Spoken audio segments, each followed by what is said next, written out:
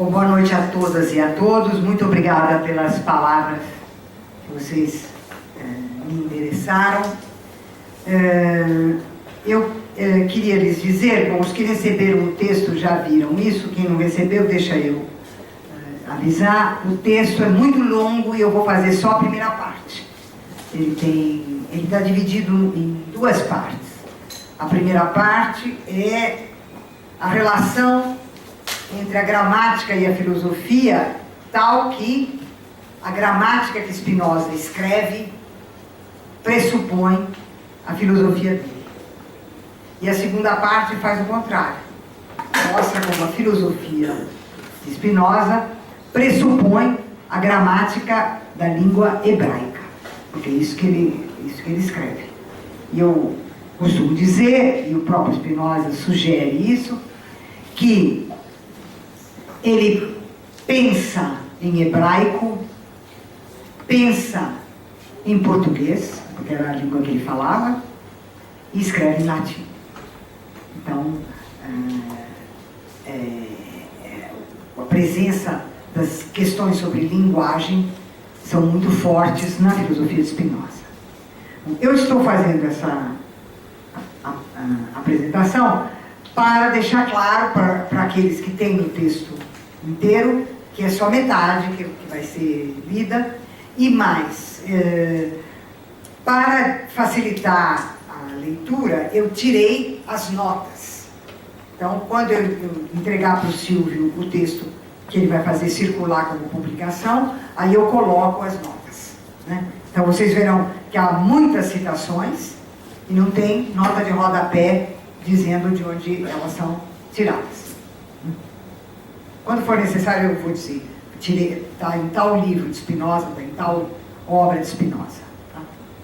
Então, essa primeira parte, como se trata de um laboratório de estudos da linguagem e da tradução, o meu texto é sobre a questão da linguagem, Spinoza e a linguagem. Então, avisando também, porque, dado o momento em que estamos vivendo e as vésperas do que estamos vivendo, alguns poderiam supor, ao ver o meu nome, que eu ia fazer uma fala política. Não vou. Vou fazer uma fala de estudo de história da filosofia. Tá? Em suas obras e cartas, Spinoza se debruça sobre a diferença entre as operações da imaginação e do intelecto. Na filosofia clássica, até pelo menos nós chegarmos em Kant, a imaginação não se refere à fantasia criadora, que é o que nós pensamos. Muita imaginação e tal, e a gente pensa numa fantasia criadora. Na filosofia, até chegarmos ao século XIX, praticamente, tem que passar depois do Kant, imaginação significa conhecimento por meio de imagens. Imaginação significa percepção sensorial. É isso a imaginação. Imaginação não é a fantasia criadora, a imaginação é o conhecimento sensível, né? É o conhecimento sensorial. Né? Então, eu recomeço. Em suas obras e cartas, Spinoza se debruça sobre a diferença entre as operações da imaginação e as do intelecto. Ou seja, entre o conhecimento sensorial por meio de imagens corporais, a percepção, e o conhecimento intelectual por ideias. De tal maneira que as coisas, segundo Spinoza, possam ser conhecidas por ambos, mas de maneiras opostas, apenas por um deles excluindo o outro, ou, enfim, por ambos em graus diversos de compreensão. Então, você pode conhecer só com a imaginação, com exclusão do intelecto, só a percepção. Só com o intelecto, com exclusão do conhecimento sensorial. Ou com ambos, colaborando em graus diversos. Né? Assim, ora, a imaginação e o intelecto se opõem, ora eles se excluem, ora eles colaboram. O problema do erro encontra-se articulado a essas distinções, pois, eu cito Spinoza, facilmente podem cair em grandes erros os que não distinguem cuidadosamente entre imaginar e entender. Quando nós nos acercamos dos textos de Spinoza sobre a linguagem, essas diferentes modalidades de relação entre a imaginação e o intelecto aparecem conforme a natureza do problema que é discutido. Por exemplo, uma das primeiras obras de Spinoza, hoje em dia se considera que foi efetivamente a primeira obra, e que se chama Tratado da Emenda do Intelecto, ou da Correção do Intelecto, ou da Cura da Inteligência. As traduções, pois nós podemos discutir como traduzir Tractatus de Intellectus Emendatione. Tem uma biblioteca de traduções, cada uma com um título. Eu proponho Tratado da Emenda do Intelecto, porque emendatio, em latim, significa medicina. Então, um tratado de medicina do intelecto. O intelecto está doente e ele precisa ser curado. Então, eu traduzi por emenda do intelecto. Mas vocês vão encontrar reforma, cura, vocês vão encontrar de tudo para traduzir de intellectus emendatione. Então, esse é um problema interessante para o vosso laboratório. Eu cito o tratado. Como as palavras são parte da imaginação, isto é, como forjamos muitos conceitos, na medida em que vagamente, em virtude de uma disposição qualquer do corpo, ela se compõe na memória, não é de duvidar que, assim como a imaginação, as palavras também possam ser a causa de muitos e grandes erros, a não ser que com grande cuidado nos guardemos deles.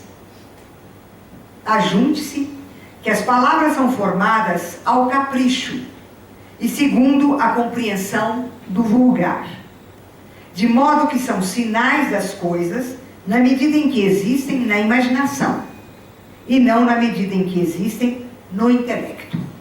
Isso se vê claramente pelo fato de que a todas as coisas que existem no intelecto, a todas as coisas que existem na imaginação, mas não existem no intelecto, se vê claramente, por exemplo, que se impuseram nomes que só fazem sentido do ponto de vista da percepção e nenhum sentido do ponto de vista das ideias.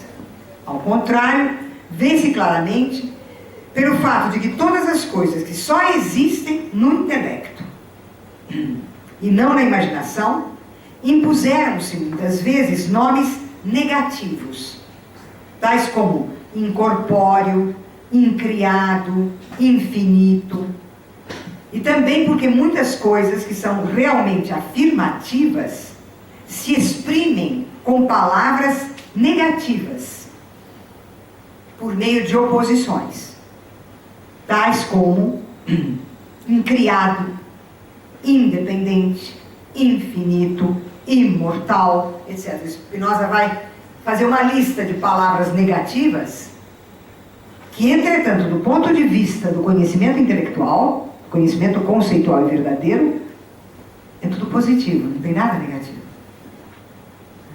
Então, por exemplo, para Spinoza, o infinito não é o sem começo e sem fim, o imenso, o imensurável.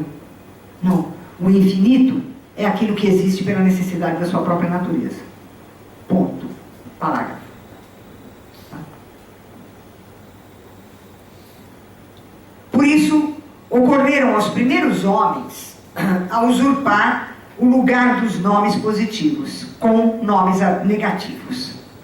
Na verdade, afirmamos e negamos muitas coisas porque a natureza das palavras e não a natureza das coisas permite afirmá-lo ou negá-lo. Ora, quando se ignora a natureza das coisas, facilmente tomaremos o falso pelo verdadeiro. Então, o problema que é colocado pelo fato da linguagem ser um produto da percepção, da imaginação, do conhecimento corporal, sensorial, é que ela não pode dar conta das puras ideias alcançadas apenas pelo intelecto. E toda vez que o intelecto vai trabalhar com as palavras vindas da imaginação, ele vai acabar comprometendo a clareza e a verdade das próprias ideias. Na obra magna de Spinoza, na Ética, ele escreve o seguinte: efetivamente, a maioria dos erros consiste apenas em que não aplicamos corretamente os nomes às coisas. Com efeito, quando alguém diz que as linhas que conduzem do centro do círculo à circunferência são desiguais, por certo que entende pelo nome de círculo uma coisa diferente do que entendem os matemáticos. Do mesmo modo, quando os homens se enganam ao calcular, têm no espírito números diferentes daqueles que estão no papel. Se não fosse isso, não julgaríamos que se enganam. Do mesmo modo que não acreditei que se enganava aquele que ouvi há pouco tempo gritar que o seu pátio tinha voado para a galinha do vizinho, pois seu pensamento parecia suficientemente claro. É óbvio que a galinha tinha voado do pátio do vizinho para o telhado. Então, o fato de haver um engano na fala não significa que esse engano está no pensamento. Pois, e daí nascem a maioria das discussões. Isto é, porque os seres humanos não exprimem corretamente o seu pensamento, porque interpretam mal o pensamento de outrem, por causa das palavras, todas as discussões têm lugar. Pois, na realidade, enquanto com ardor eles se contradizem, estão pensando a mesma coisa. Ou então eles pensam coisas diferentes, de tal modo que os erros e absurdos que julgam existir em outrem, não existem. Ou seja, Spinoza considera que todas as disputas que ocorrem, as lutas verbais que ocorrem, nascem pura e simplesmente de mal entendidos, porque não se usa corretamente a palavra. Quando as palavras não são usadas corretamente, você tem discussões infindáveis em cima de nada. Fim da citação. Então, o mal entendido entre os falantes, o lapsus linguae, né? O pátio voou para a galinha do vizinho, né? O lapsus linguae e a controvérsia não significam obrigatoriedade de silêncio. Pelo contrário, elas pedem esforço e cuidado na escolha das palavras para que possam exprimir a concordância entre os que comunicam pensamentos. Ora, qual é, na época de Spinoza, o lugar privilegiado da controvérsia, das infindáveis questões disputadas, senão a teologia vestida em roupagem metafísica? Spinoza escreve uma obra chamada Tratado Teológico Político, que se divide em 3 partes. Na primeira, perguntar o que é uma religião revelada e o que é a profecia, e explicar o que é a religião hebraica. Na segunda, o que é a política, o que é a democracia, o que é a república. E na terceira, quais são os empecilhos que um pensamento teológico político coloca para a democracia e a república, e portanto para a liberdade de pensamento e de ação. É por isso que ele escreve essa obra chamada Tratado Teológico Político, e que é uma obra fundamental. Vou falar disso daqui a pouquinho, porque nela Spinoza inaugura um método de leitura da Bíblia que desde os hebreus até o século XVII, portanto vários milênios, não existia. Ele inventa um método de leitura e interpretação da Bíblia inexistente até então. E que vai parar lá com ele, os filósofos são todos cristãos, e se mantêm dentro do cristianismo e não prosseguem o trabalho que eles realizam no Tratado Teológico Político, vai ser só no final do século XIX, quando reaparece uma disciplina histórica e filosófica chamada crítica bíblica, é que o método de Spinoza vai ser reconsiderado, porque ele criou isto, né? Não, os outros não o fizeram. Vocês vão ver já já por que os filósofos cristãos não podiam dar continuidade ao que Spinoza está dizendo aqui, né? Então, o nascimento da teologia, explica o Tratado Teológico Político, é determinado por uma disputa pela melhor interpretação do texto, a partir do qual tudo se explicaria. A Bíblia, arca e tabernáculo da palavra proferida e ocultada. Então, Spinoza vai dizer, a teologia nasce quando começam as disputas infindáveis para dizer quem tem a melhor interpretação, né? E essas disputas não é só por quem tem a melhor interpretação. Quem tiver a melhor interpretação tem o direito ao poder teológico. E quem tem direito ao poder teológico manda no poder político. Então a briga entre os teólogos pela melhor interpretação da Bíblia não é uma disputa religiosa. Ah, eu acho que Jesus era assim. Ah, não, eu penso que Moisés era assado. Não, porque Sansão não tem nada a ver com isso. Se a minha interpretação for a melhor, eu mando. Mando no rei, mando nos padres e mando no povo. Se a minha interpretação não for melhor, vão escandalhar comigo. É o meu prestígio que se vai. É isto, diz Spinoza, que faz surgir a teologia política. Então todo mundo pensa que é uma disciplina muito respeitável, cheia de dificuldades, de discussões, de demonstrações. Não, ela é uma briga por poder. É isso que ela é, né? Então, voltando aqui. No entanto, diz Spinoza, as dificuldades para compreender a Sagrada Escritura não se encontram na profundidade dos seus ensinamentos. Os ensinamentos da Bíblia são muito simples e facilmente acessíveis à alma piedosa. Spinoza diz, a Bíblia ensina duas coisas: amar a Deus acima de tudo e ao próximo como a si mesmo. É isso o ensinamento da Bíblia. Tudo que a Bíblia conta gira em torno desses dois preceitos simplíssimos. E Spinoza vai adiante, ele diz, se Deus quisesse falar de uma maneira incompreensível, hermética, misteriosa, quando ele se revela aos profetas ou aos apóstolos, por que é que ele se dirige à alma simples e pura do fiel, do crente, falando uma linguagem que ele não vai entender e vai precisar de intérprete? A troco do quê? A troco do quê Deus faria isso? Se ele vai se revelar, ele fala direto pro fiel, pro crente, o que ele quer. Por que transformar num mistério incompreensível que precisa de escolas de intérpretes? Precisa, não precisa. Qual é o problema que a Bíblia coloca e que interessa a vocês? Que é o seguinte: as dificuldades para compreender a Sagrada Escritura não se encontram na profundidade dos seus ensinamentos. São muito simples e facilmente acessíveis à alma piedosa.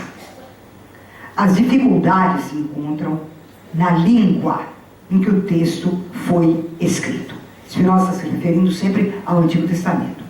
Ele não fará referências ao Novo Testamento. Ele fará um capítulo só no qual ele vai falar dos apóstolos, mas ele não fala do cristianismo, né? Ele fala do judaísmo, né? Então, as dificuldades se encontram na língua em que o texto foi escrito. Se, portanto, a disputa e a controvérsia nascem de não se aplicar corretamente os nomes às coisas, e se a filosofia transformada em teologia converteu-se em disputa verbal, é preciso regressar ao ponto que permitiu esse acontecimento, Isto é, essa divisão no interior do mundo cristão como do mundo hebraico. A origem é a língua hebraica, que pede uma gramática e estudo. Então, esse é o ponto fundamental do qual vai nascer o método. Spinoza vai dizer, porque vocês sabem, tem toda uma tradição, como eu estava explicando, de interpretação, né? Cada vez que alguém não entende alguma coisa, é uma metáfora, é uma metonímia, é uma comparação complicadíssima, precisa comparar isso com aquilo, tem que ver no... É aquela... E existe, foi criado um método para fazer isso, que é o método alegórico, criado por um judeu, Filo de Alexandria. Então você faz uma leitura alegórica. Eu vou dar um exemplo, eu gosto muito desse exemplo, porque ele é tão formidável. Vocês sabem, o Cântico dos Cânticos é um poema que Salomão compõe para a rainha de Sabá, que é sua amante. E há um instante lindíssimo em que ele descreve o corpo dela e a maneira como ele toca nela. E há um instante em que ele diz que com as mãos ele segura os seios dela. Tudo bem. Então, interpretação da Igreja Católica Apostólica Romana. Isso é uma alegoria. Um seio é Jesus, o outro seio é a igreja e as mãos são os padres. Então, acabou o poema de Salomão, acabou o erotismo, acabou tudo. Porque isso é uma alegoria da igreja. Um seio é a igreja, outro seio é Jesus e os padres que seguram esses seios. Pelo amor de Deus! Mas é assim. Tudo interpretado assim. E sobretudo pelo seguinte, Spinoza tem esse cuidado, como eu vou mostrar, de só ficar com o Novo Testamento, o Antigo Testamento. Ele não vem para o Novo. Porque na análise que ele faz, a ideia de que há um testamento significa que existe uma continuidade entre a religião judaica e a religião cristã, que é a ideia desenvolvida pelo apóstolo Paulo. Tem a antiga aliança com Moisés e a nova aliança com Jesus, mas é uma religião só. Então, o que Spinoza vai defender é que não é uma religião só. São duas religiões completamente diferentes. O fato de que Jesus era judeu é de menor importância. O judaísmo é a religião criada por Moisés, quando ele funda o Estado hebraico. Isso é o judaísmo. E Jesus não fundou um Estado. Ele trouxe um ensinamento para o coração de cada um dos crentes, cada um dos fiéis. Ele não criou um Estado. Então, eu vou voltar a isso aqui, o que a marca do texto do Antigo Testamento é a criação da teocracia por Moisés. Isto é, o governo é de Deus.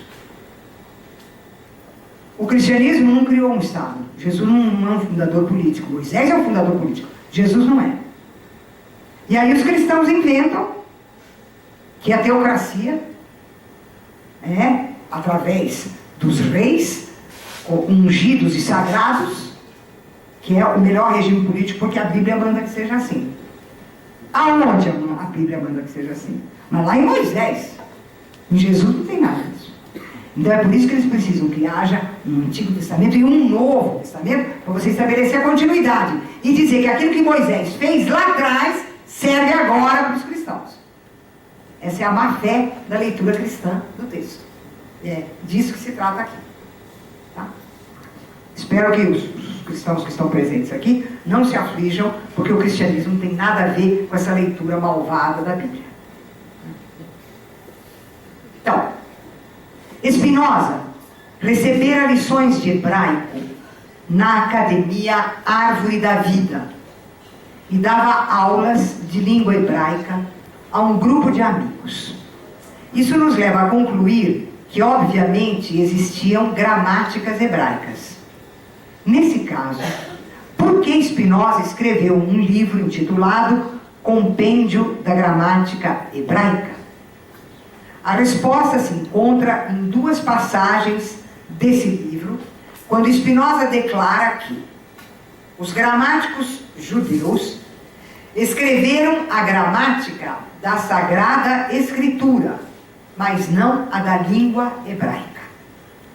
Assim, por exemplo, comentando o fato de que os nomes das coisas podem ser femininos ou masculinos no hebraico, e que em sua maioria eles são empregados no masculino na escritura, Spinoza examina o caso da palavra asa, que aparece no feminino em todos os livros do Antigo Testamento, com exceção de 2 passagens no livro das Crônicas, onde ela é gravada no masculino. Spinoza faz o seguinte comentário: se este livro estivesse faltando, os gramáticos não teriam hesitado em classificar essa palavra entre os nomes femininos e em modificar, talvez, todas as regras se possuíssemos um maior número de livros. Considerariam, então, como regulares nomes que contam agora para eles como exceções. E, ao contrário, considerariam exceções muitos casos regulares.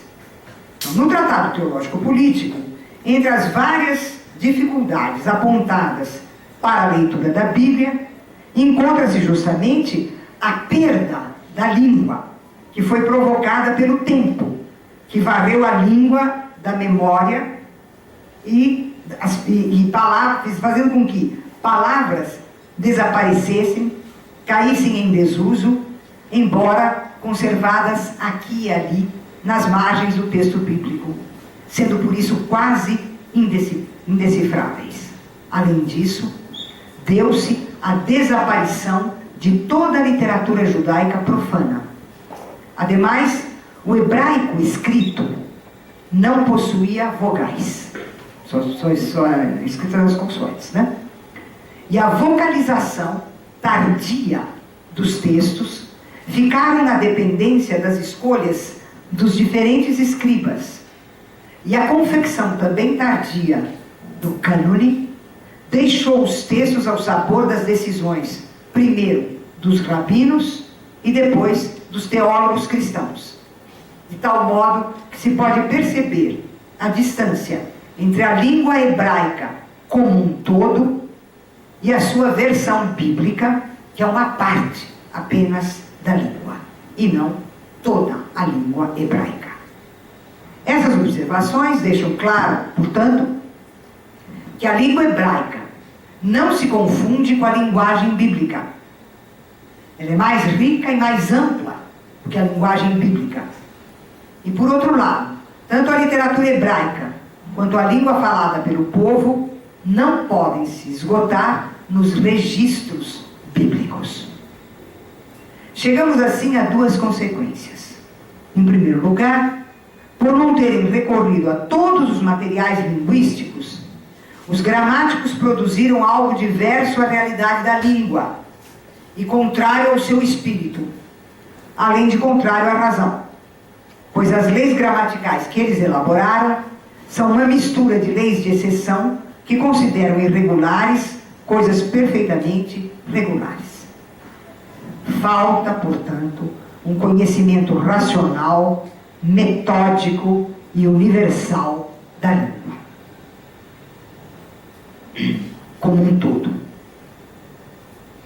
Visto que o parcial é sempre confuso, abstrato, incapaz de oferecer um conhecimento verdadeiro do todo.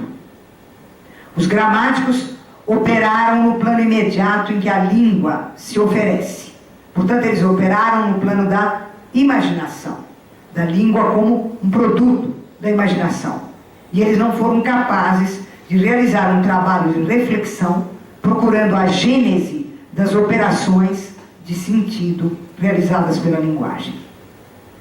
Compreendemos assim por que se tornou preciso escrever uma gramática do hebraico. Foi a pergunta que eu fiz. Você dava aula de hebraico, você teve aula de hebraico e dava aula de hebraico para quê? Escrever uma gramática do hebraico. Já devia haver. Não havia. Havia uma gramática da Bíblia, do Antigo Testamento, mas não havia uma gramática da língua hebraica. É isso que ele vai escrever. Então, nós compreendemos assim por que é preciso escrever uma gramática do hebraico. E já percebemos que essa nova gramática será escrita por um filósofo. Porque ele exige o quê? Reflexão, universalidade e demonstração, que são as exigências que o filósofo faz. A segunda consequência da falta de uma gramática hebraica é a de que, na falta de um conhecimento rigoroso da língua original, o texto bíblico pode ser facilmente manipulado por aqueles que eram letrados e tinham o privilégio de lê-lo e interpretá-lo. Se os gramáticos não souberam distinguir entre imaginar e entender, os teólogos não quiseram que a distinção entre imaginar e entender fosse feita. Pois, como dirá Spinoza no prefácio do Teológico Político, não há meio mais eficaz para assolar a imaginação popular e acorrentá-la aos poderosos do que mantê-la na superstição. Nessa medida, escrever a gramática da língua hebraica não é apenas a tentativa para restaurar a totalidade linguística perdida, mas é também denunciar o uso fraudulento do texto por aqueles que fizeram dele um pretexto para exercício de autoridade. Se o filósofo busca pela reflexão a origem das palavras e dos seus usos e de suas regras e exceções, o filósofo político, que é o caso de Spinoza, desvenda os abusos, as astúcias do poder que é conferido àqueles que, numa sociedade de analfabetos, leem e escrevem. Ele reconhece, portanto, na arte de ler e de escrever, artimanhas para dominar. O Tratado Teológico Político, empenhado na separação entre filosofia e teologia, inaugura o método de leitura da Bíblia. Esse método é filológico, histórico e crítico. Esse método é exposto por Spinoza no capítulo 7 do Tratado Teológico Político. E ele se resume a 3 princípios. 2 são filológicos e se referem exclusivamente à língua hebraica. E o terceiro é histórico-crítico. Ele se refere à história do povo hebreu, que por seu turno, história que reflui sobre a língua, ao mesmo tempo que recebe da língua elementos explicativos. No seu todo, o método de interpretação de Spinoza se apoia em 3 pilares. Primeiro, a Bíblia não é um texto especulativo, filosófico, misterioso. Ele é um texto religioso, moral e político. 2, a interpretação não deve se ocupar com o problema da verdade e da racionalidade do texto, pois não está diante de um texto filosófico, científico, especulativo. O intérprete deve buscar o sentido dos relatos, compreendendo a sua linguagem, as circunstâncias de sua redação, suas personagens e os seus destinatários. E 3, o intérprete não pode buscar o sentido dos textos fora deles. E, sobretudo, não pode determinar tal sentido submetendo os textos a critérios racionais. Mas ele precisa buscar o sentido no próprio texto bíblico. E, portanto, fazer comparações e confrontos entre as palavras quando houver dúvida, quando houver contradição. Mas sempre permanecer no interior do próprio texto. Ou seja, não se trata de chamar princípios filosóficos, científicos, para explicar um problema do texto. O problema do texto tem que ser explicado por ele mesmo. Eu tenho que encontrar no decorrer do texto, nas várias passagens da Bíblia, uma maneira de entender o que é isso que está sendo dito aqui. né? Para depois eu não dizer, não fazer uma leitura alegórica do Cântico dos Cânticos. Então, Spinoza inicia apontando as dificuldades que são postas pela Bíblia. Num primeiro momento, a dificuldade parece se concentrar na distância entre os preceitos bíblicos e a ação dos que se dizem seus seguidores. Spinoza diz: ódio, discórdia, violência, malícia parecem ser os traços predominantes dos fiéis. Então a pergunta é: trata-se da distância entre o livro que ensina o caminho da felicidade e da salvação e a prática dos homens. A distância é tão grande que, diz Spinoza, talvez eu esteja escrevendo já muito tarde. No entanto, essa distância entre o livro e a prática dos que afirmam que seguem o livro, essa distância, pede uma leitura que explique qual é a origem da dissonância entre a palavra e a prática. Spinoza procede dessa maneira. E ele localiza a origem da dificuldade para ler a Bíblia. O cruzamento da ambição teológica, ávida de poder, e a superstição da massa. Ele mostra que os leitores da Bíblia, além, segundo suas próprias paixões, tornando-se indiferentes ao sentido do que estão lendo. Ora, como aquilo que o intelecto alcança, o intelecto defende, também aquilo que a paixão alcança, a paixão defende. De sorte que não há por que nós nos surpreendermos com o fato de que o livro da comunhão universal tenha sido o portador da chacina universal. Todas as guerras de religião.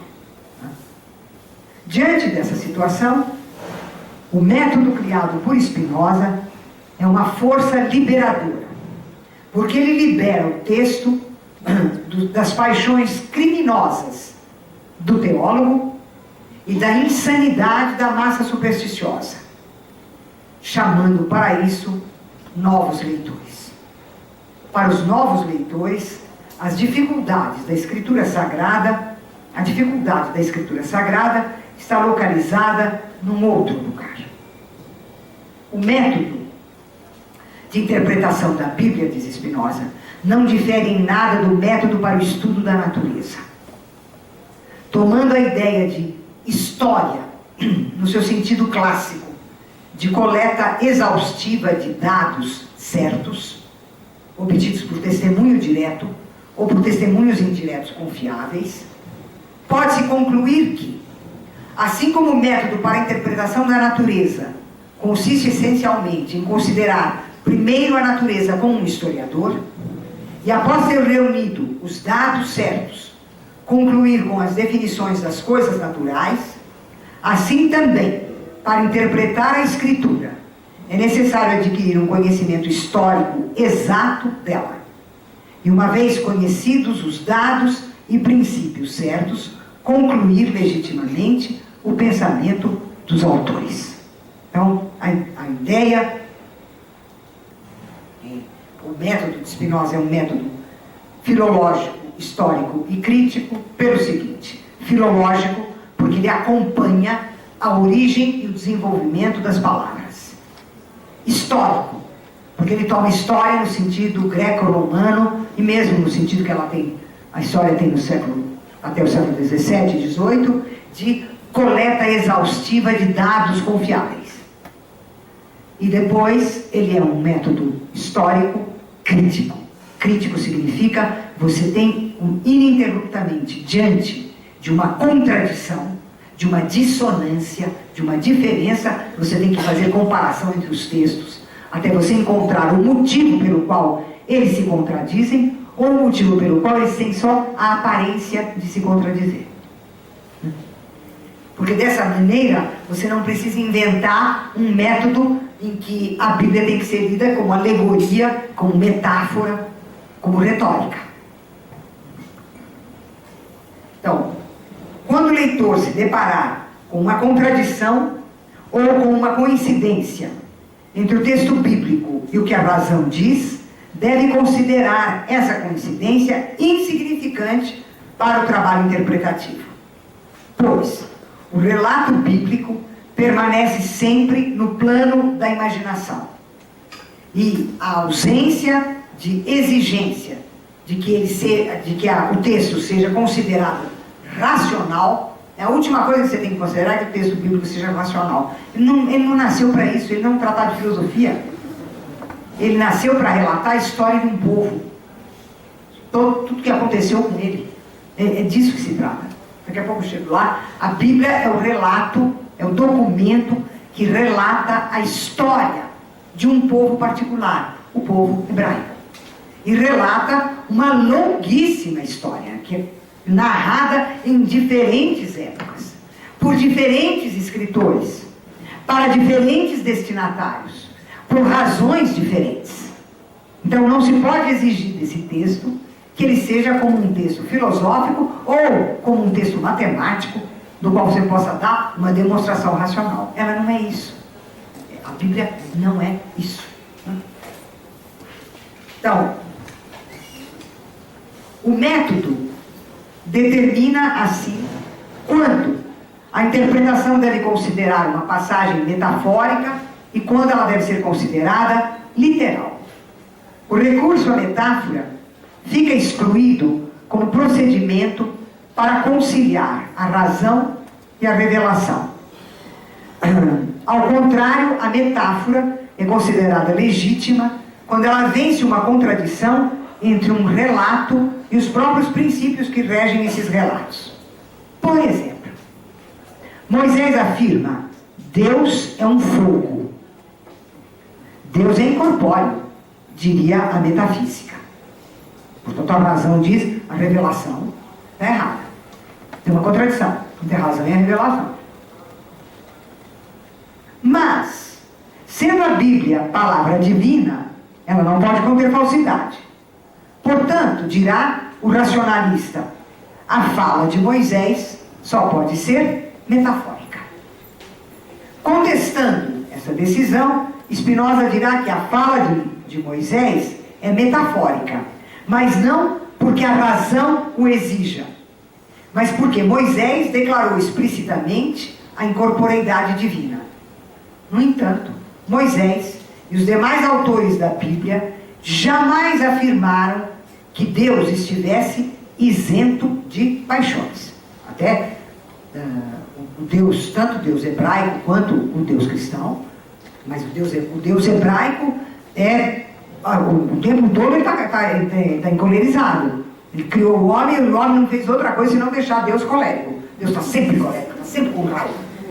Está sempre fazendo as coisas erradas. E no caso do cristianismo, Deus tem uma paciência incrível. Mas ele aconselha, porque ele sabe que os homens vão fazer tudo errado. Certo? Bom, então, não adianta a razão querer dizer que não é assim, porque o texto bíblico é assim.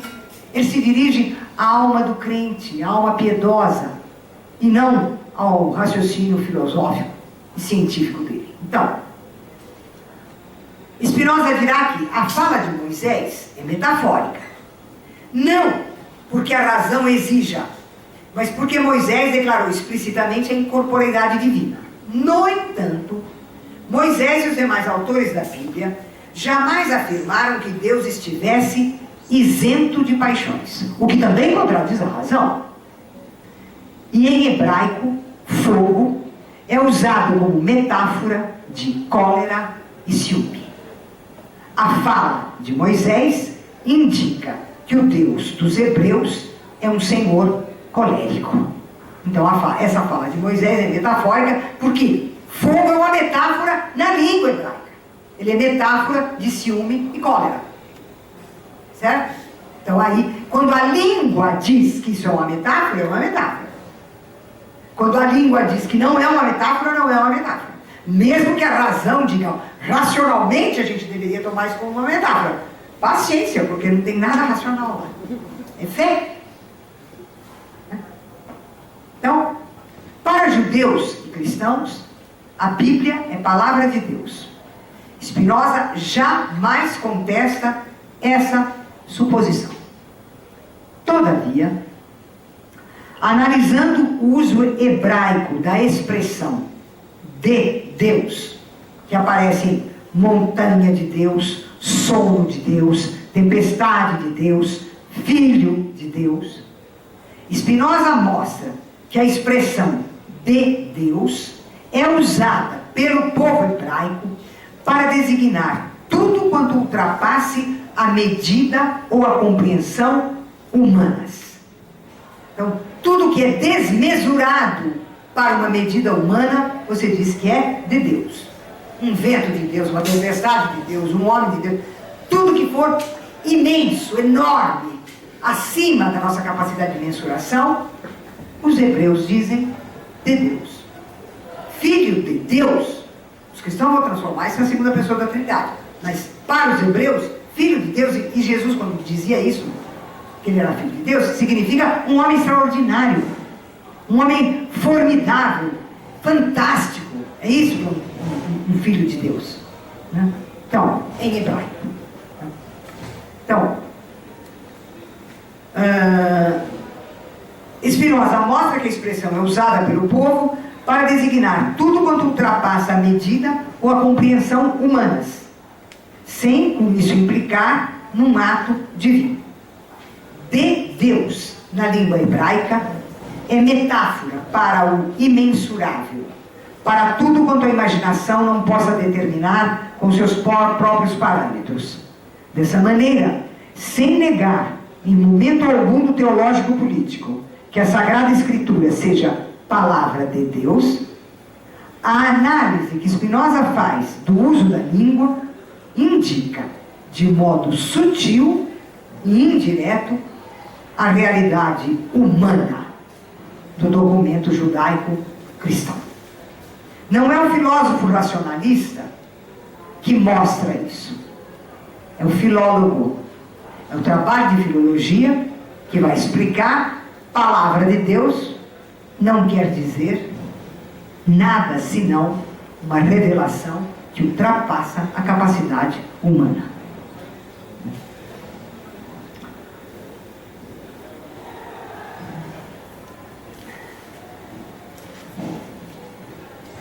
Apresentadas as linhas mestras da interpretação, fundadas no conhecimento das circunstâncias históricas de produção e conservação do documento, quando um determinado texto foi escrito, quando ele foi recolhido ao cânone, quem o escreveu, quem o corrigiu, quem o censurou, a quem ele se destinava. Você tem que saber tudo isso. O texto tem que contar tudo isso para você.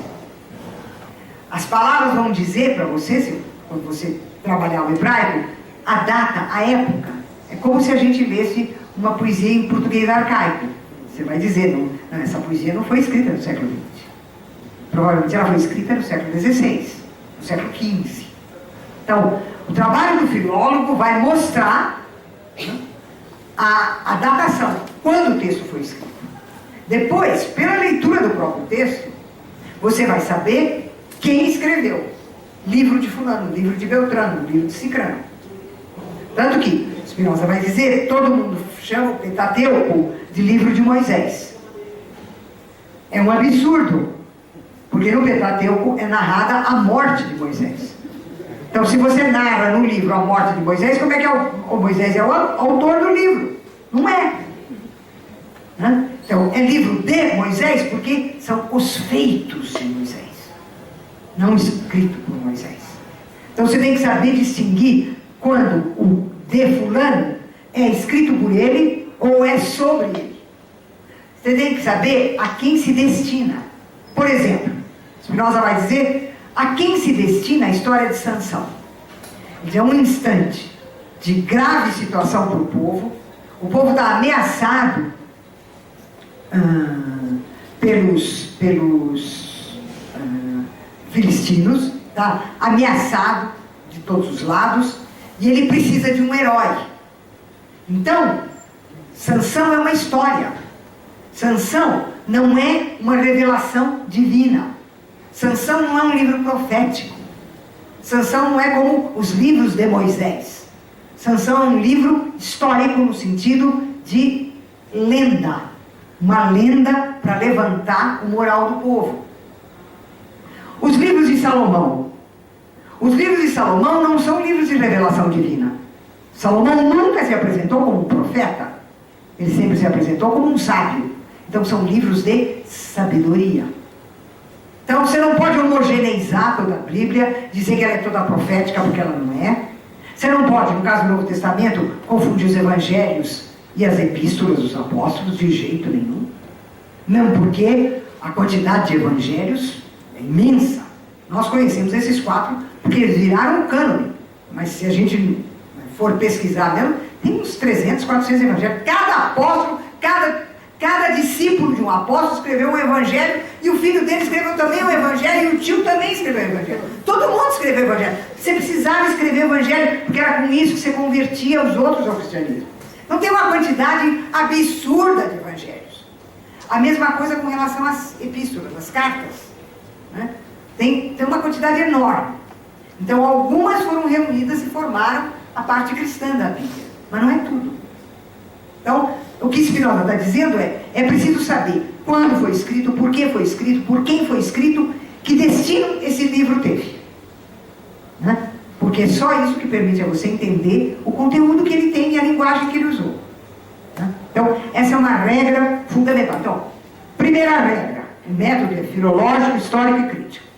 Segunda regra, as passagens só são metafóricas se a metáfora for uma metáfora da língua hebraica. E não porque a minha razão diz, isso só é compreensível se for metafórico. Agora, a afirmação de que o documento é um documento histórico, portanto eu devo saber quem escreveu, quando escreveu, para quem escreveu, por que escreveu. Apresentadas as linhas mestras da interpretação, fundadas no conhecimento das circunstâncias históricas de produção e conservação do documento. Quando foi escrito, quando foi recolhido, quem o escreveu, quem o corrigiu, quem o censurou, a quem se destinava. E apoiado na filologia, uma nova dificuldade aparece. Falta uma tradição de leitura legada pelas próprias personagens bíblicas e pelos autores, que ensinasse como deveriam ser lidos ou como queriam ser lidos. Essa afirmação parece ingênua, mas ela anuncia a crítica que vai ser feita no final desse capítulo 7, a suposição de que existem intérpretes autorizados da Bíblia. Não tem intérprete autorizado da Bíblia. Por quê? Porque nenhum autor bíblico disse por quem ele queria ser lido e de que jeito ele queria ser lido. Portanto, ele não autorizou ninguém a ler assim ou assado. Não há, e no caso Spinoza está se colocando contra o Papa, né, o Papa da Igreja Católica, que se apresenta como o único intérprete autorizado, e contra os teólogos calvinistas da Holanda, que se apresentam como intérpretes autorizados. Não tem ninguém autorizado. Todo mundo pode ler a Bíblia e todo mundo entende a Bíblia. Não tem dificuldade nenhuma. A coisa mais simples do mundo é a Bíblia. É o livro mais simples do mundo. Você conhece a história hebraica, por exemplo. Se você não conhecer a história hebraica, você não vai entender um terço do que está escrito lá. Mas, se você conhecer a história hebraica, ela é simplíssima. Né?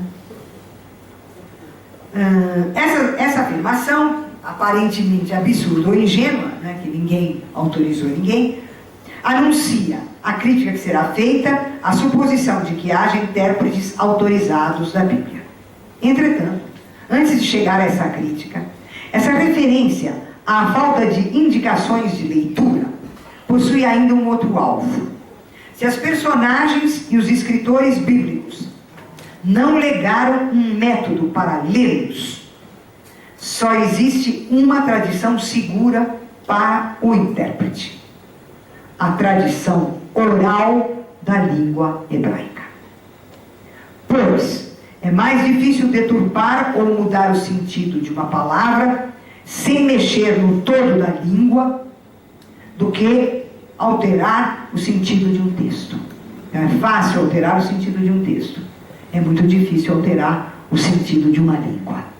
Por isso, a língua oral falada pelo povo é o guardião da Bíblia. Mas todavia, é preciso entender o que Spinoza entende por uma língua. Uma língua é um ser singular. Ela é um indivíduo. E como tal, estruturada pela forma e pelas significações que reenviam umas às outras, constituindo uma totalidade que está aberta no tempo, como qualquer singularidade existente, que se altera como um todo.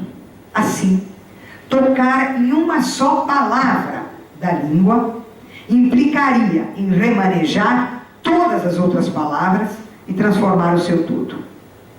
Dessa maneira, antes mesmo de chegarmos à crítica dos supostos intérpretes autorizados, nós encontramos o alcance da observação que é feita sobre a necessidade de uma gramática hebraica a ser feita, uma vez que os gramáticos hebraicos não poderiam fazê-la enquanto se limitassem ao texto bíblico.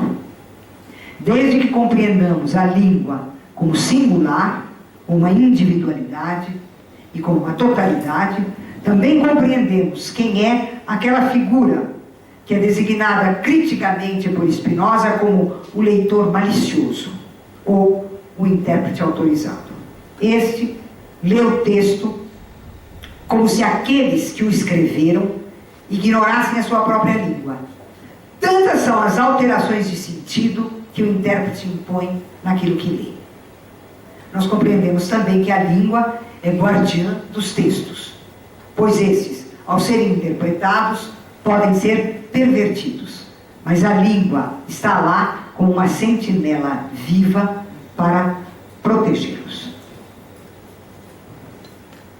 Enfim, uma outra inovação surge agora com Spinoza.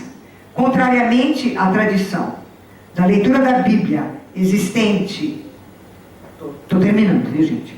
Existente desde a Antiguidade até o século XVI, XVII, Spinoza declara que a língua, via de acesso ao documento, obriga o leitor a uma atitude que não lhe é habitual. Deve levá-lo a dar atenção à cultura que produziu o texto e descobrir o peso irremediável da diferença cultural. Isso é um ponto sagrado para Spinoza. Eu vou adiantar dizendo por quê.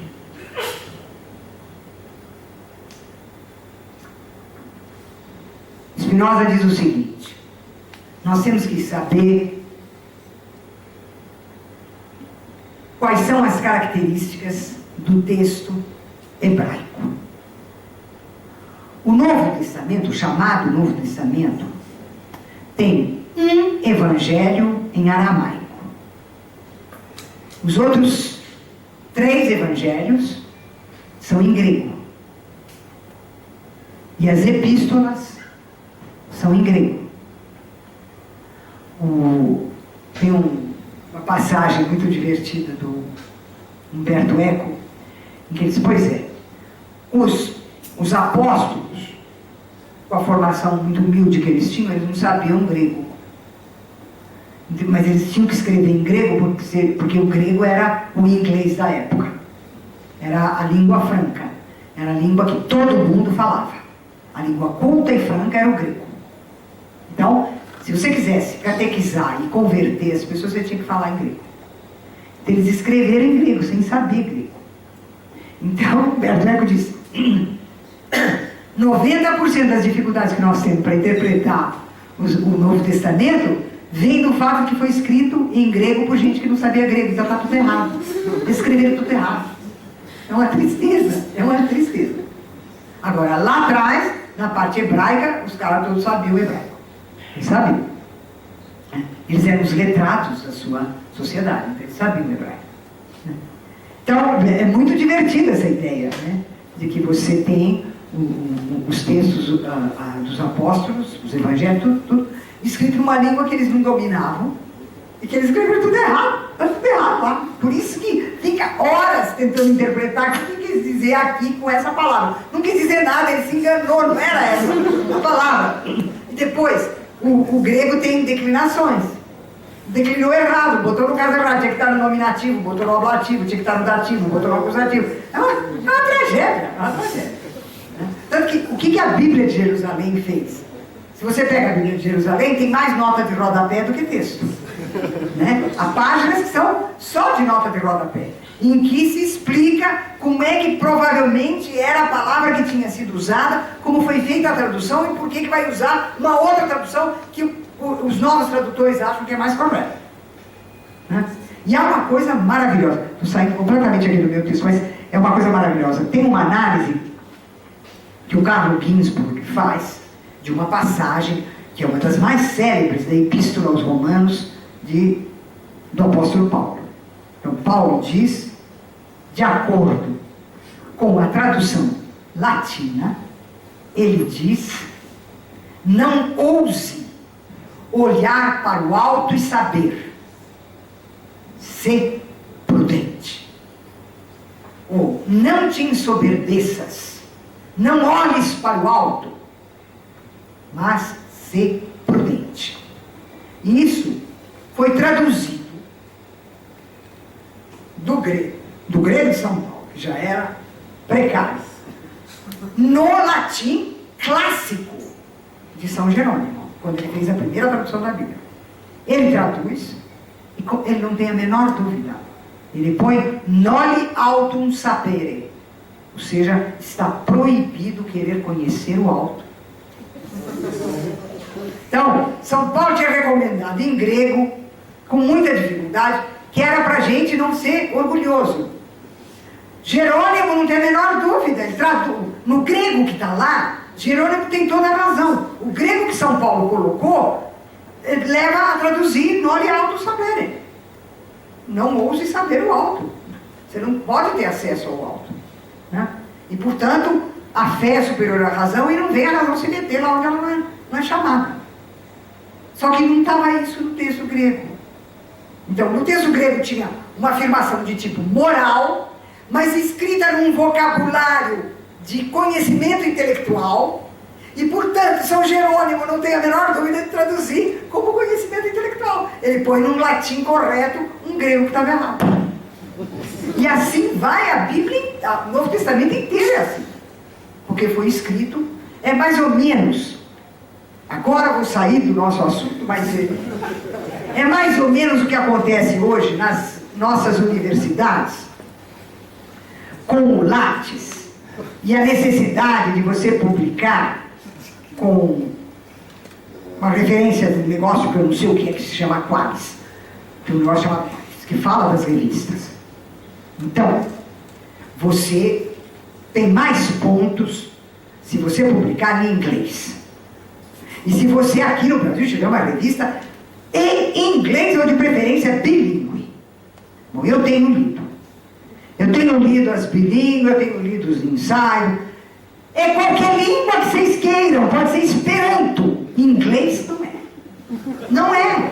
A pessoa não tem a mínima, mas a mais mínima ideia do que seja o inglês. Mas ela pega no dicionário, pega no Google, na Wikipédia, em todo lugar, põe as palavrinhas certinhas, uma depois da outra. Ela acha que escreveu em inglês, não escreveu em nenhuma língua. E foi mais ou menos os evangelistas, achando que estava escrevendo em grego, não estava. É a mesma coisa. Só que, no caso deles, era por boa vontade, não fazia catequese. Agora, nossa, é por bestice mesmo. Notícia total. Achar que está escrevendo numa língua que você não conhece. Porque dá pontos. Dá pontos do Lattes, dá pontos do não sei quantos. Fim do comício. Então, eu volto aqui. Graças à língua, Spinoza pode introduzir um princípio de interpretação fundamental, que é recusar que um texto obscuro possa ser esclarecido por um outro que verse sobre um assunto diferente. Recurso que caracterizou sempre a hermenêutica dos rabinos e dos teólogos cristãos. permitindo decidir o sentido de uma palavra segundo os interesses do leitor. Se, por exemplo, um tema como o mito de Adão é obscuro, pois não se sabe se ele deve ser interpretado de modo literal ou metafórico, nenhum texto que não seja uma discussão bíblica deste tema poderá ser usado para esclarecer o mito de Adão. Se podemos recorrer a Salomão para interpretar o mito de Adão, é porque Salomão explicitamente fala disso e tenta decifrar o enigma da queda e do castigo como separação entre homem e Deus. Separação que nos faz cair e que é em si mesma o nosso maior castigo. Se um profeta ou um apóstolo são obscuros, tratando de questões diferentes, jamais um deles poderá iluminar o outro. Isso significa, por exemplo, que quando o intérprete busca compreender os evangelhos usando os profetas, ele perverte os textos. Profeta é lá atrás, no tempo de Moisés e antes de Moisés. Agora, como já diziam os protestantes, não tem mais profeta, acabou o profeta. Ora, tem um texto aqui complicado dos evangelhos, eu não estou entendendo muito bem o que é isso aqui. Vamos lá no profeta. Eu trago o profeta para cá. Isso, diz Spinoza, é uma fraude. Não posso fazer isso. Então, esse procedimento, compreender os evangelhos usando os profetas, perverte o texto. Esse procedimento, como se sabe, foi abundantemente usado pelo apóstolo Paulo, que não suportou a afirmação de Jesus que os mortos enterrem seus mortos.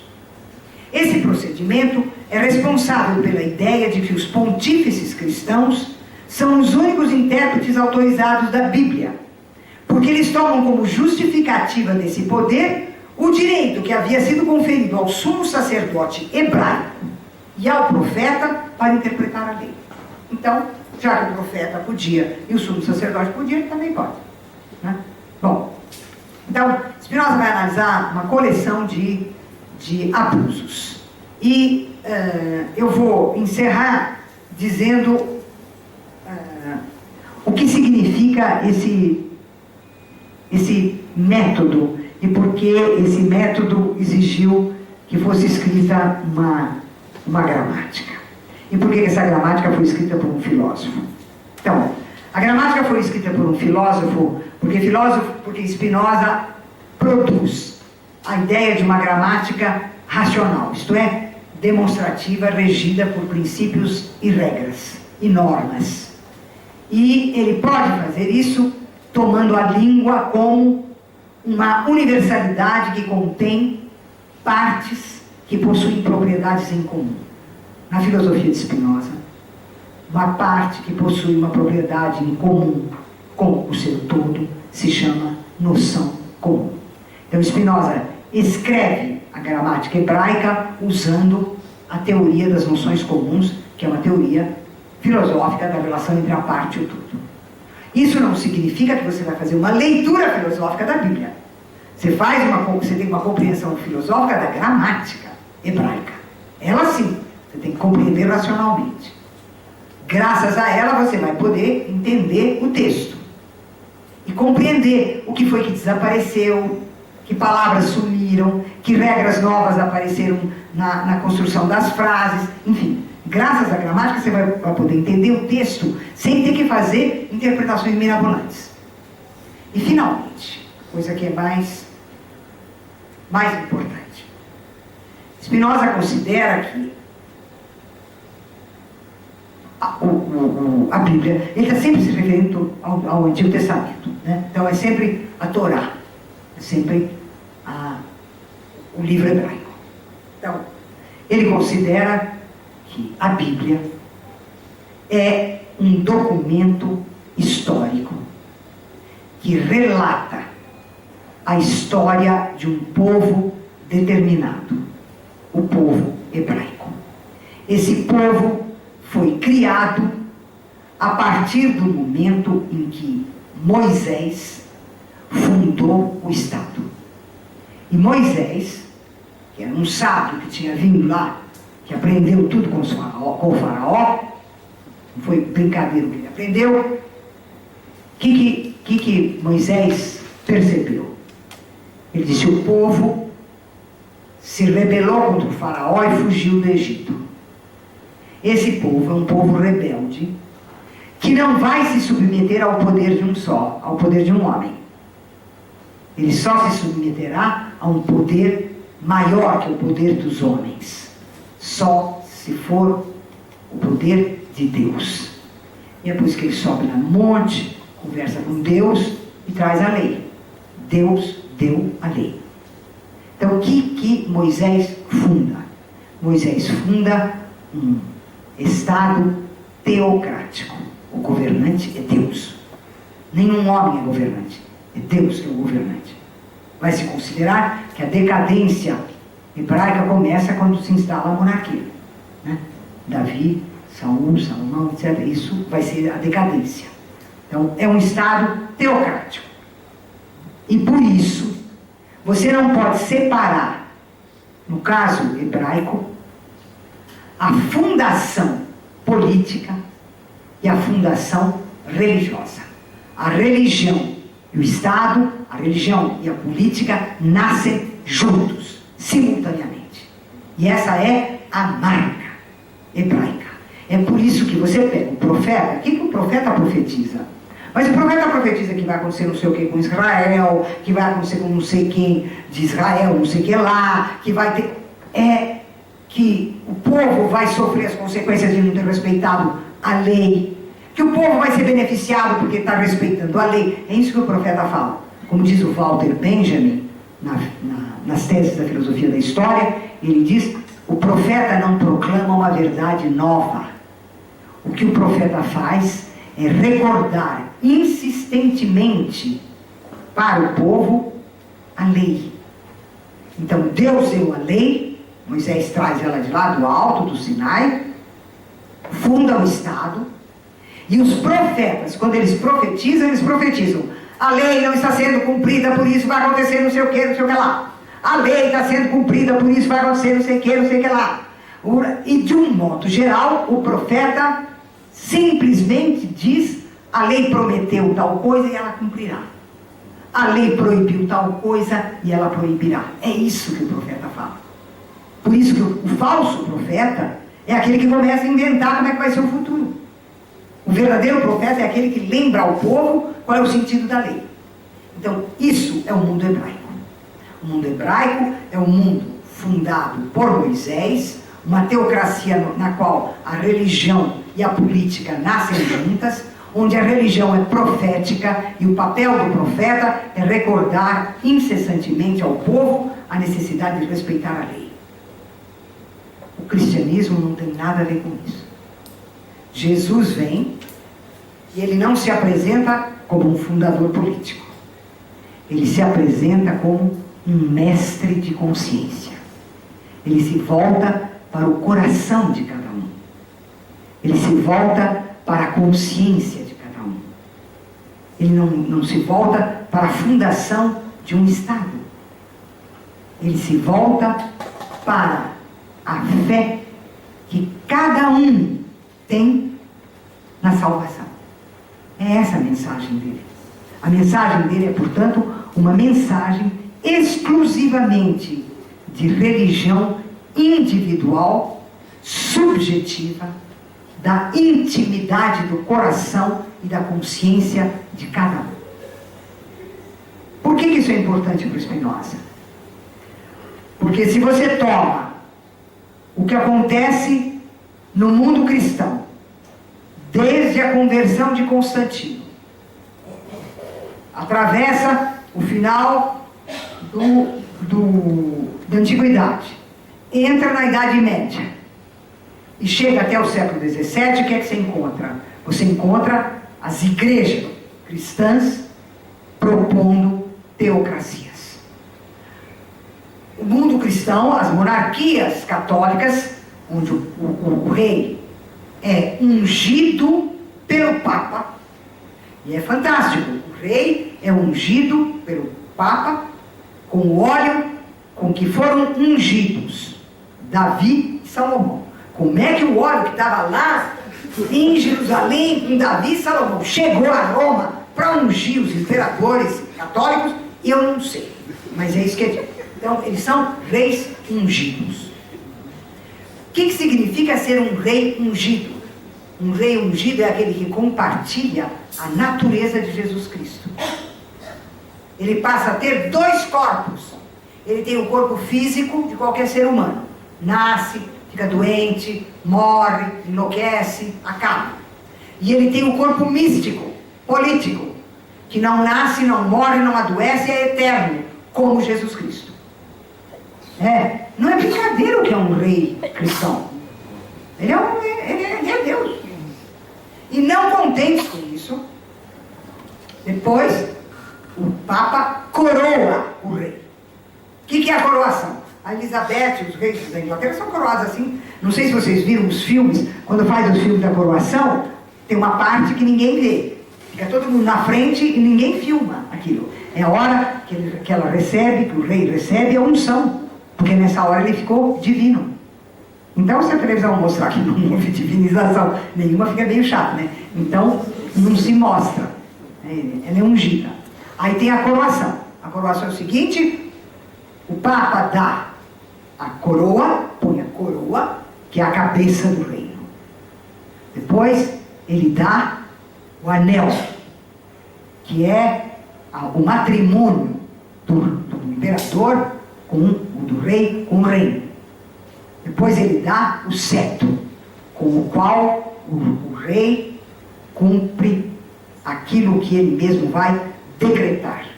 Por quê? Porque o cetro significa que o rei é pai da justiça, filho da lei. Ele é o pai da justiça e filho da lei. Ele é marido da terra, pai da justiça, filho da lei, e ele é dotado da dupla natureza igual a Jesus Cristo. Isso é o rei cristão. Jesus deve ter ficado magoadíssimo de ver o que fizeram com ele, porque não foi isso que ele veio fazer, né? É isso. Muito bem. O que vai acontecer na hora que você tem a reforma protestante? Bom, vamos acabar com isso. Mesmo porque é tudo falso isso que o Papa faz. Um exemplo simples. Exemplo simples. É dito, o Papa dá a tiara ao rei, para transformá-lo em rei. A tiara. Não fala coroa, a tiara. Um filólogo do século XVI vai mostrar que a palavra tiara era a palavra usada pelos escravos para se referir à fita que eles amarravam aqui para o cabelo não atrapalhar o trabalho. Isso é uma tiara. Então, quando é dito que Constantino deu a tiara ao rei, mentira! Porque Constantino tinha uma coroa, não tinha uma tiara. Então inventaram, os padres cristãos inventaram documentos. Um dos documentos que eles inventaram, o mais famoso, que está na origem desse rei divino, se chama a doação de Constantino. Na hora que Constantino deu para o Papa tudo que pertencia ao imperador romano. Então, aí vem os protestantes. Você pensa, não vai acabar toda essa porcaria que a Igreja Católica Romana fez. Não, agora eles inventam a teocracia. Com base no quê? Enquanto do lado cristão a teocracia é baseada em Saul e Davi e Salomão, a teocracia calvinista, metodista, a teocracia protestante é baseada no chamado o livro dos juízes do Antigo Testamento, onde você tem pessoas extraordinárias que governam durante um certo período em nome de Deus. São chamados os juízes de Israel. Então, o clero calvinista, o clero batista, o clero pentecostalista, o clero metodista, o clero não sei do que, se apresenta como os juízes de Israel e com direito de governar. Então, no cristianismo não tem jeito. Não tem jeito, porque como se inspira num texto sagrado que fundou, de fundação de uma teocracia, o tempo todo se espera que o Novo Testamento seja a cópia conforme do Antigo.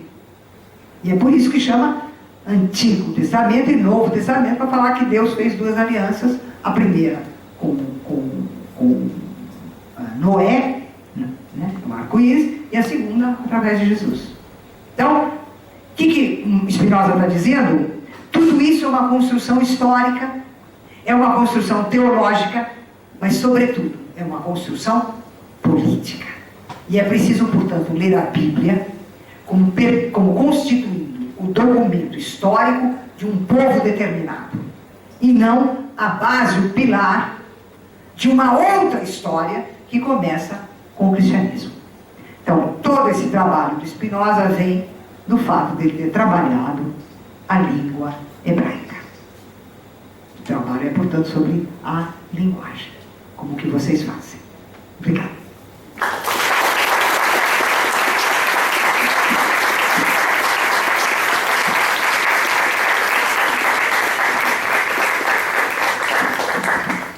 Marilena, eu me lembro que certa vez, quando sou aluno, você apresentava o Tratado Teológico Político de Spinoza, particularmente o capítulo 7, ao qual você fez menção na sua fala. E eu me lembro razoavelmente bem que em um determinado momento você traduz o texto de Spinoza e passa pelas seguintes modificações. Primeiro você diz, está na boca do vulgo que a Bíblia é a palavra de Deus. Em seguida, está na boca do povo que a Bíblia é a palavra de Deus.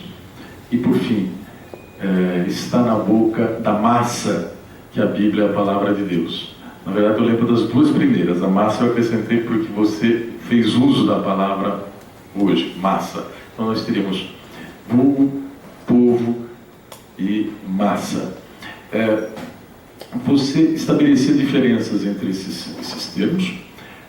Foi inesquecível, mas eu gostaria que se você pudesse retomar.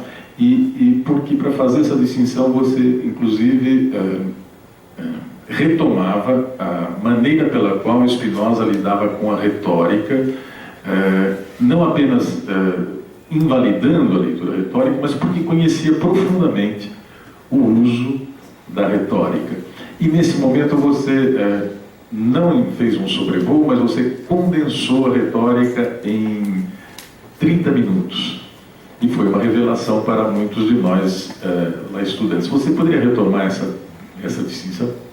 Então, a distinção que Spinoza faz entre o vulgar ou o vulgo, vulgus, a plebe e a multitudo, que é o povo. Então você tem o vulgar, o vulgo, é aquele que, independentemente da sua classe social e de ser ou não um letrado, é supersticioso e atravessado por paixões. Então, e por paixões terríveis, pelo ódio, pela vingança,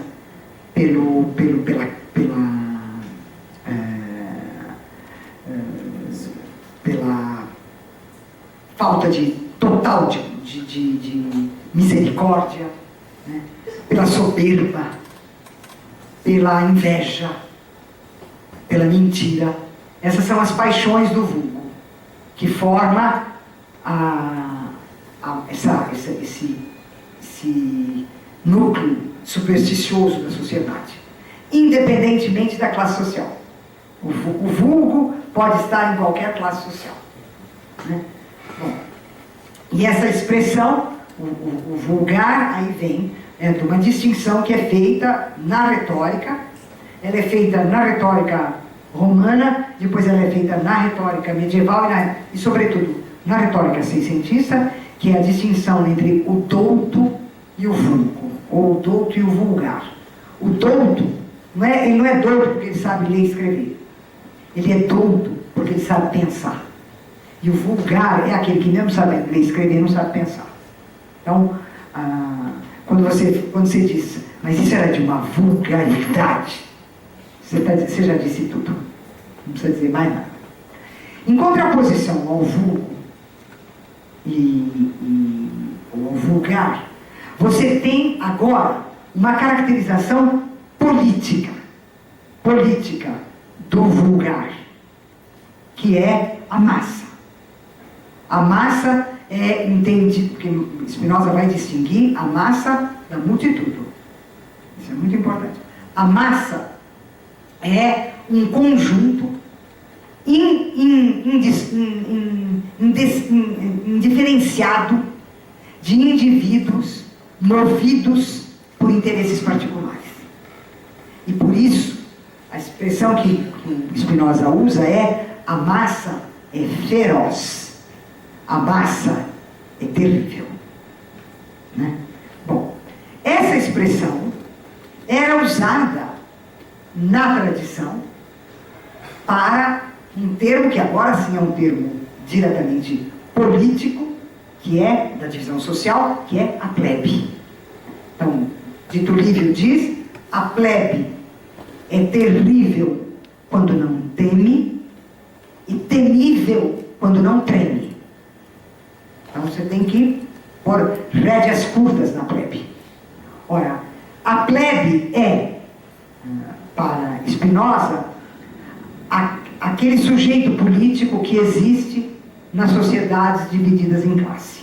Ou seja, ele existe na aristocracia e na monarquia. E Spinoza vai dizer o seguinte: se fosse verdade que a plebe só julga de maneira enviesada, que ela não sabe o que é o bem e o mal, que ela é temível quando não teme, e estivesse sempre de posse de um número ínfimo de informações, ela não é informada sobre quase nada. Os poderes existentes, sejam eles o sermão na igreja, que é a mídia da época, né? O sermão na igreja, ou no templo, seja a fala dos reis e dos ministros, seja a fala dos aristocratas, nunca diz quais são verdadeiramente os negócios do Estado, qual é a situação econômica, política, não diz nada. Eles dizem generalidades. Então Spinoza vai dizer: a plebe só dispõe de generalidades e de nenhuma informação e nenhum conhecimento sobre o que se passa na esfera do poder. Por isso, se fosse dado à plebe ter o conhecimento do que se passa na esfera do poder, ela mereceria governar e não ser governada. Ele inverte, portanto, aquilo que é dito pela tradição. Então, uma coisa é o vulgo, a massa, agora a plebe. Depois nós temos a multitude. A multitude, a gente mantém o termo em latim, porque a tradução literal seria a multidão. Mas a multidão tem na nossa linguagem política uma conotação negativa. O indiferenciado, a desordem. Então, é melhor manter a multitude. O que é a multitude? A multitude é, para Spinoza, o sujeito político. O sujeito político é sempre um sujeito coletivo, porque nós somos movidos pelo desejo natural de governar e não ser governados. E é por isso que Spinoza diz: a democracia é o mais natural dos regimes políticos, porque só nele nós realizamos o desejo natural de governar e não ser governados. Bom, então, a multitude é o sujeito político entendido como um sujeito coletivo. E toda a discussão, e ela é a fundadora da política. Toda a questão que se coloca é: como é que a multitude opera na fundação política? Então, um exemplo que é dado por Spinoza. Existe uma guerra, a multitude não tem armas, ela está desarmada, correndo perigo de vida. E há lá um indivíduo que tem armas, que sabe usá-las e que pode salvá-la. Ela escolhe esse para dirigi-la e ela cria a monarquia. por medo da morte, ou seja, vejam bem, a monarquia não nasce por esperança de vida. Por medo da morte, você entrega o poder a um que depois se torna tirano. A segunda possibilidade é há uma diferença social das riquezas e a multitude considera que a diferença social das riquezas deve se manifestar também na diferença social, na diferença política do poder. E ela aceita que a forma do poder seja aristocracia. Alguns têm o poder e o restante está excluído do poder. E vira, quando se dá essa divisão, o que você tem? Você tem os patrícios no poder e a plebe lá sem o poder. Essa plebe, que diz Spinoza, se ela fosse verdadeiramente informada, mereceria governar em vez de ser governada. E finalmente a multitude, com esperança de vida e com o desejo de governar e não ser governada, cria a democracia. Ela instaura a democracia. Então, o que Spinoza vai, no instante em que ele está fazendo o estudo do Tratado Teológico Político, ele vai usar para essa manipulação teológica e religiosa da política, ele vai usar os termos vulgo e massa, que é a massa supersticiosa. O vulgar e a massa supersticiosa. E aqui e ali, de vez em quando, ele sugere que você poderia usar a expressão plebe também para se referir à massa. Mas ele não usa, ele prefere não usar. Ele usa populus. Aí quando você tem a criação, quando a multitude cria a democracia, ela deixa de ser uma multitude e ela se torna um populus. Ela se constitui a si mesma como um povo, né? Então a presença da religião é o que impede, seja a explicitação da divisão social das classes por meio da aristocracia, seja a igualdade e a liberdade democráticas. A religião traz o elemento teocrático, portanto traz o medo da morte, a monarquia e as outras formas de teocracia. Então, quando o Spinoza escreve o Tratado Teológico Político, é para lutar contra as formas teocráticas e monárquicas e defender a democracia. E é por isso que ele diz, bom, eu vivo num mundo onde a política é inteirinha definida a partir da Bíblia. Então nós temos que ler a Bíblia e temos que explicar se realmente você pode ter uma política fundada na Bíblia. E ele vai dizer, para os hebreus, sim, o livro político deles era a Bíblia, que era também o livro religioso deles. Para os cristãos, não. Isso não tem propósito. Isso aí é tirania, né? E é por isso que ele diz, eu vou propor um método para interpretar a Bíblia, porque essas interpretações existentes fortalecem a tirania.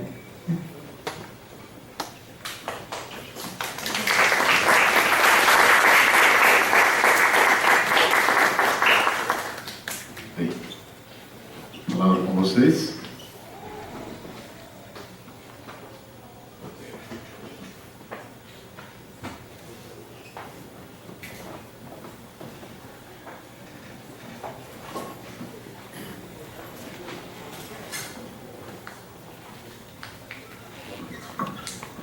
É a seguinte, o método de Spinoza tem alguma relação, ou ele utiliza o Talmud?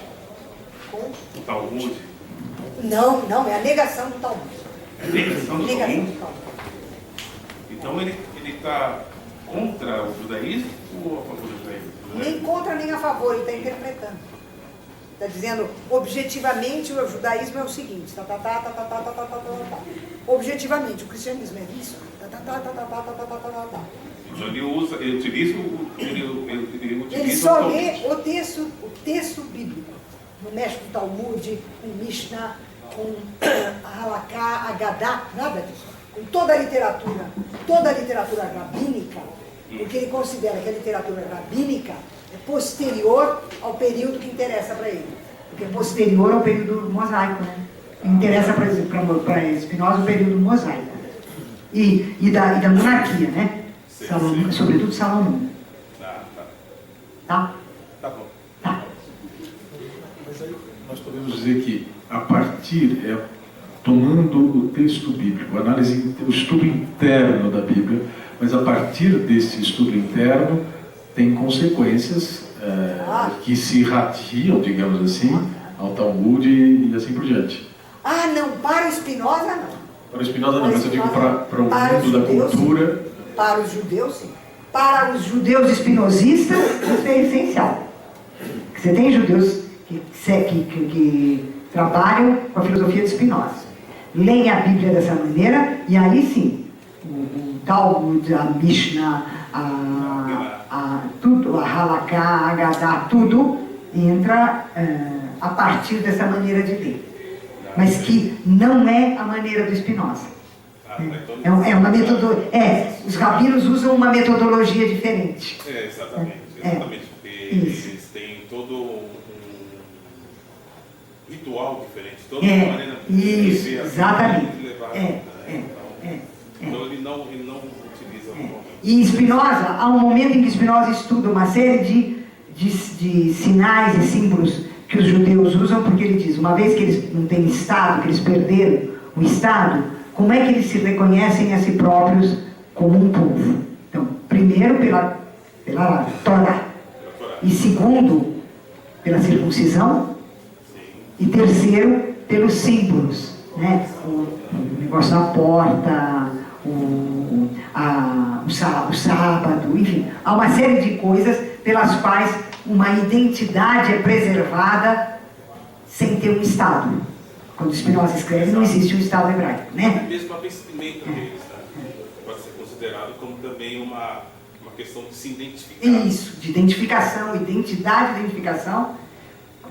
participação, né, num todo. Porque eles são chamados de o povo da nação. A palavra nação vem do latim natio, que significa a ninhada nascida de uma única mãe. Nação, a ideia da nação como uma coisa política só aparece no século XIX. São os teóricos alemães que no século XIX transformam a ideia de nação num termo político. Mas até o século XIX, nação era justamente aquilo que não era político. Era uma comunidade de pessoas que tinham a mesma origem, falavam a mesma língua, tinham a mesma religião, etc., mas que não tinham uma lei civil própria de um Estado, eles não tinham. Né?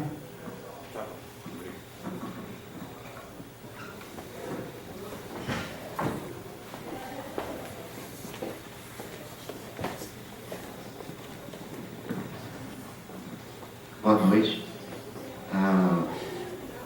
Nós temos muitas vezes, eu acredito que isso, né, nem muitas vezes, mas acho que acaba se tornando a regra, a comunidade acabando confundindo aquilo que é próprio da religião com as suas leis, com seus costumes.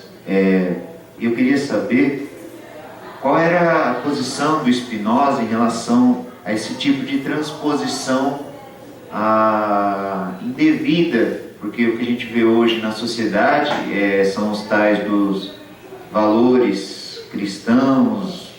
Eu digo valores cristãos não desconsiderando as outras religiões, mas que tem, com certeza deve ter mistura em tudo quanto é outra religião também. Então, eu queria saber qual que é a visão do Spinoza quanto a... Crítica, absolutamente crítica. Por isso que ele faz questão de distinguir entre o Estado hebraico fundado por Moisés e o mundo cristão. Porque ele diz, o Estado fundado por Moisés era aquele no qual os valores morais, os valores religiosos, os valores políticos e os valores sociais eram idênticos. Foram colocados, nasceram no mesmo instante, quando ele funda o Estado, trazendo a lei. Então, é uma identidade total entre moralidade, política, ética, costumes, tudo. Eles são idênticos. Isso é o Estado hebraico. No caso do Estado cristão, não. No Estado cristão, aliás, a própria expressão Estado cristão, ele diz, não tem sentido. Porque o cristianismo não criou, Cristo não fundou um Estado. E o que Cristo põe a ideia da vida privada, da vida íntima da consciência. Então são os valores pessoais de cada um, que não são os valores estabelecidos pela moralidade da sociedade. Então ele é muito crítico a transpor aquilo que era próprio do judaísmo para o mundo cristão. E ele diz, essa transposição é feita porque dessa maneira você exerce poder. Tá? Então é uma maneira de você controlar.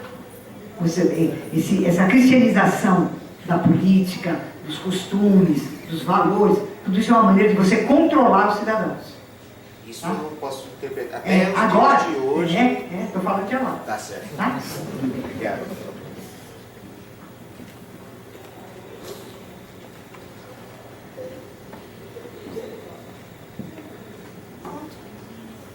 Bem, quero agradecer uma vez mais a presença da professora Marina Chauí, presença sempre vigorosa, revivifica as nossas faculdades quando nos pomos a pensar não necessariamente como ela, mas com ela. Obrigada. E obrigado a vocês também pela presença até agora, e eu acho que é um momento de aplaudirmos.